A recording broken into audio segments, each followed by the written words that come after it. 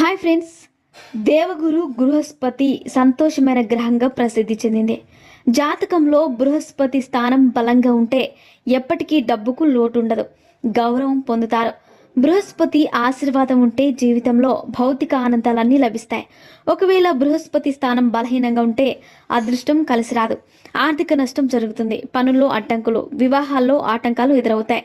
జ్యోతిష్య శాస్త్రంలో గురువు సంచారానికి ప్రత్యేక స్థానం ఉంది. జ్ఞానం, గురువు, పిల్లలు, విద్య, ధార్మిక కార్యక్రమాలు, సంపద, దాతృత్వం, సద్గుణాలు, ఎదుగుదల మొదలైన వాటికి గురుగ్రహాన్ని కారకుడిగా భావిస్తారు. 27 నక్షత్రాలలో పునర్వసు, వైశాఖం, పూర్వ భాద్రపద నక్షత్రాలకు అధిపతిగా వ్యవహరిస్తారు.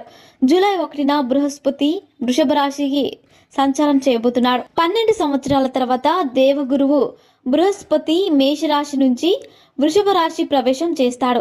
ఈ గ్రహం